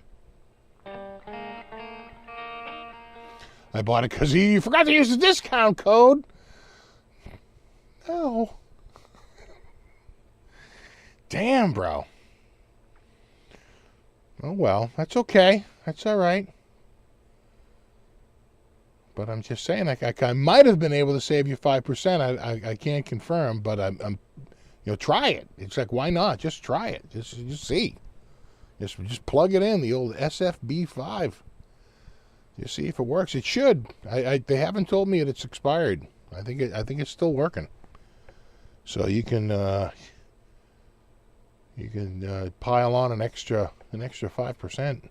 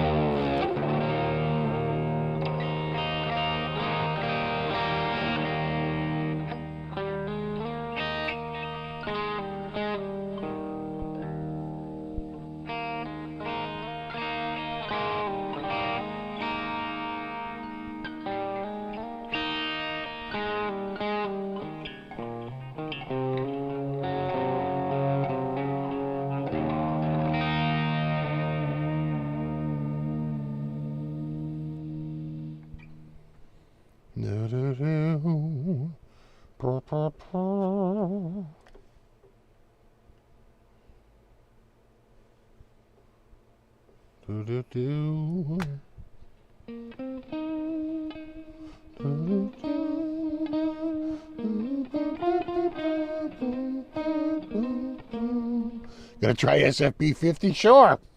See if you can get half off. Oh my God, can you imagine if that worked? Oh, they'd be shitting themselves.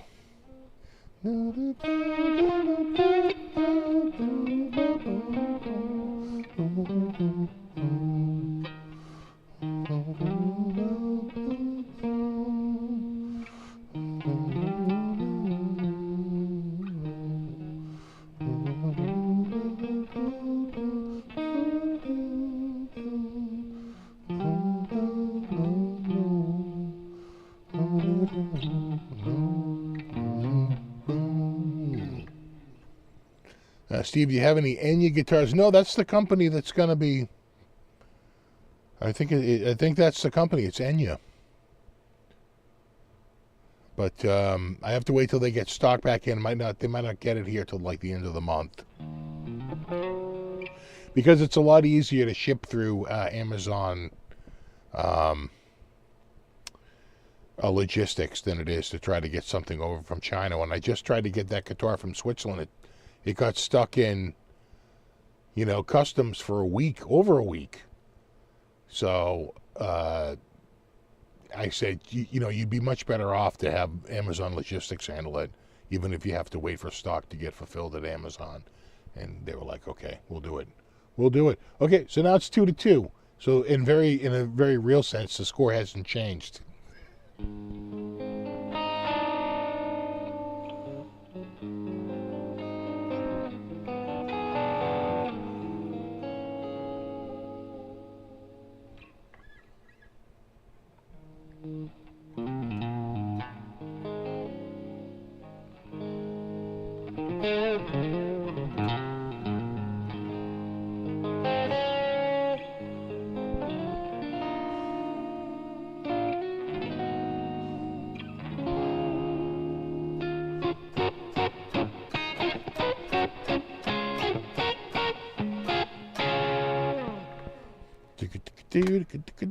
Man, it's already 8:47, man.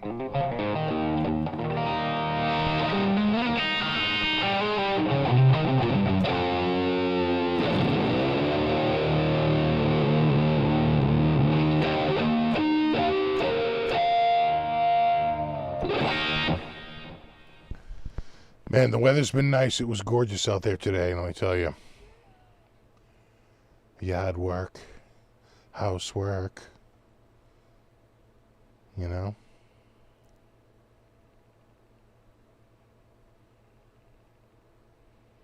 Oh, well, I had a knee injury, leg injury. Knee and leg injury. Oh, sure.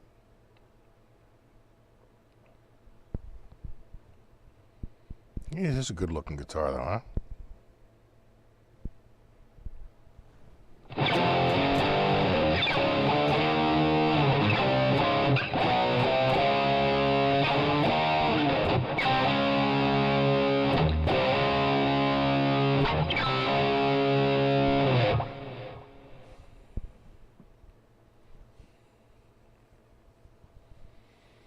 $60-ish today. Yeah, it almost hit 60 around here today. I can feel it freaking cooling off fast, so I have the window open for the cats.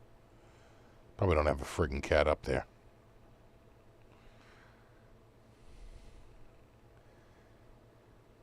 Yeah, you going to the Southie Parade tomorrow? I think it's gonna rain. I'm gonna skip it. I can't remember the last time I've been.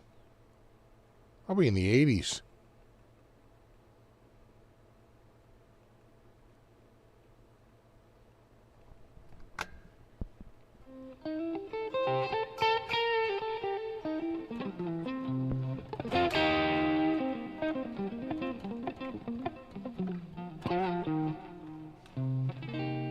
Yeah, I'm sure you're already summer in Florida, yeah.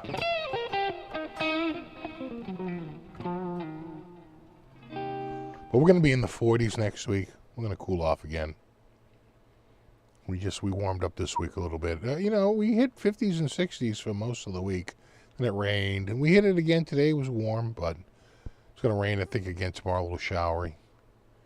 And then cooler next week.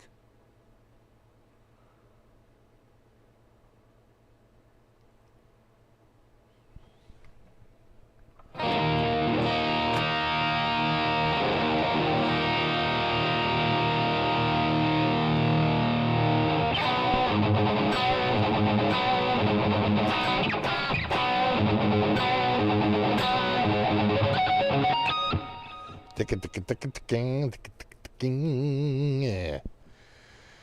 So I have to, we're going to probably junk the Impala. I mean, I don't know how to max out the value for it. I kind of can't sell it in this state. You can't sell a car that can't get a sticker. People try to get around it by saying it's a parts car, but I think they've cracked down on that. They really don't want that.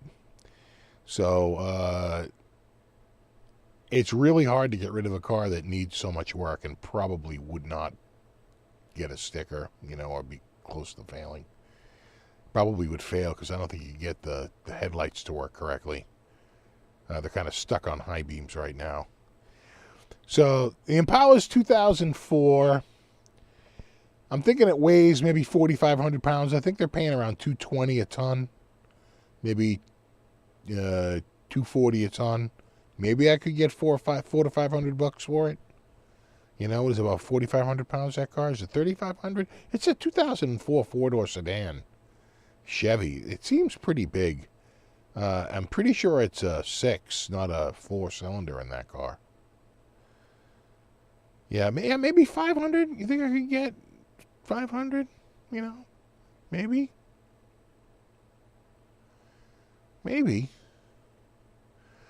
Yeah, the 10. You know, I've tried to donate for taxes, but it didn't really work. I did that Cars for Kids thing. And they kind of sucked. They would not give me a receipt. They're like, you know, you can, like, we got like $132 for the car, but you know, you can't put. It was some weird thing. I was like, well, this kind of. You didn't really give me. They're like, oh, we'll provide you with the receipts. You can get a deduction. They didn't really give me that at all. I was like, this is like, well, it might be this. It's, you know, and it's like, oh, what are you doing? It was, you know, but it was like they didn't want to be on the hook for giving out a value on the vehicle. They're like, it's up to you to determine the value of the vehicle, and you know, and I'm like, you said you were going to give me something for the tax, you know. It's like, so I said, you know what? Let me write down the name of the place where I scrapped it, and the next time I got to scrap a car, I'll just take the money. I have my own charity, me.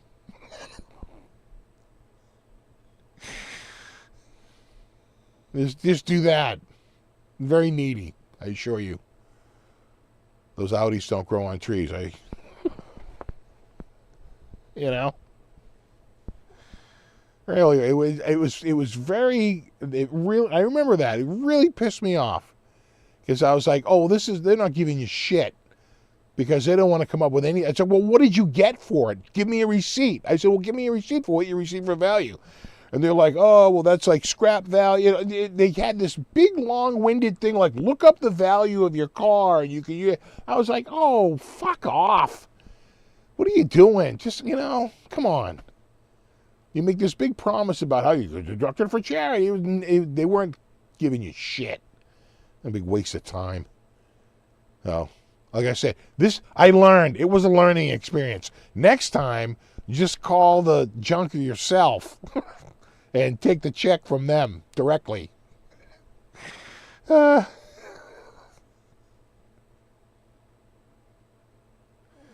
no, it was it really pissed me off. I was like, come on, guys. So just know this, if you go with Cars for Kids, they'll be like, you know, you'll get a tax deduction and all this stuff. And what they were most concerned about was that the car was picked up because now they're going to browbeat that place to get the money from them. Right? They're like, did you get the car? Where's the car? When's the car getting picked up? When are you going to be able to disperse those funds? And then when they finally get them, they're like, yeah, well, you know, look up the value of your car, and then you can deduct up to so much of a value and a salvage value. And we're not tax people, and we can't give you tax advice. I'm like, oh, come on. What did you get for the car? Just give me a receipt for the value of the car. They're like, well, we didn't pay you for the car, and you know, blah, blah, blah. It was like, oh, it's this big dog and pony show. It's like, what?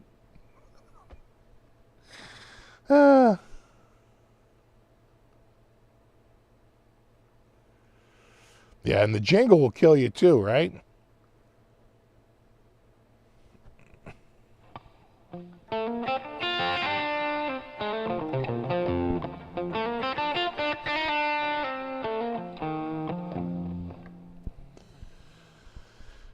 Exactly, that song, it earns them a place in hell. So I tried. I did try to do a charity thing, and the charity wasn't so charitable themselves. They were just doing like zero work on that. All they wanted to know was, they kept sending me emails, where's the car? Our records show that the car was going to be picked up today. Please confirm that the car was picked up, who it was picked up by, when it was picked up. You know, and all this, yeah, the car was picked up. And now they're going to go back to the guy who picked the car up and say, we talked with them. They said they picked the car up. Where's our money? Right? I mean, that's all they're doing. That's how I remember it. Oh.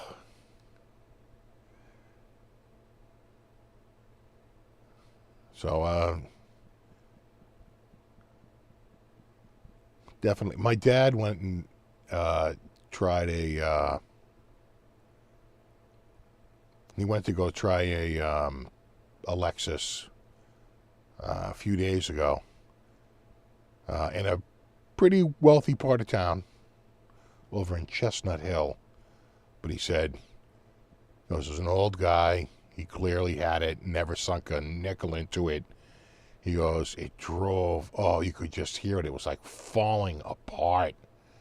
He goes, the front end, oh my God. He goes, the whole thing just really, really rough.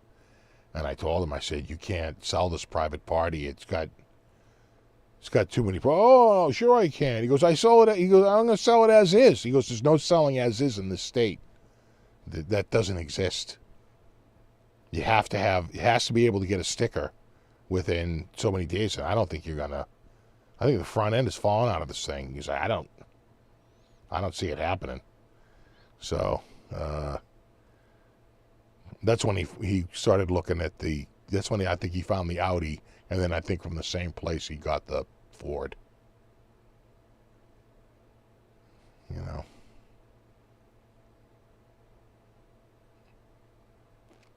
Can you get anything worthwhile before you scrap it? I don't think so. In my state, you can't sell a car, a private party, unless it can get they've really cracked down on, unless it can get a sticker. And I don't think he can. I think he would fail at this point. He's so lucky he got under the wire with this last one. So the next one is in December of this year. So we've got some months, but still, car's in rough shape. I think it would be better off just to dump it. What's up, Sassy Cat? Good to see you. What's up, Aljon? Good to see you. Have a good one, Surfy. Yeah, we're going to be wrapping up soon. Yeah, no, they cracked down on that because, there's just too many lawsuits. They're trying to get rid of the lawsuits because someone buys a car and there's a lemon law and, it has to be able to get a sticker within so many days. And if it can't and all this stuff, so they've really cracked down on it. So, if you have a car that can't get a sticker, you trade it in. That's what you do. Because you can always trade in a car, no matter how bad it is, right? When we traded in the Kia to get my wife's Caddy, I was just praying we were going to make it there. I said, oh, God, just make it to the goddamn dealership. It already had the service light on.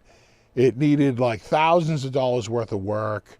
And I was like, oh, just friggin' can we just get there and get this on a trade-in? And we did.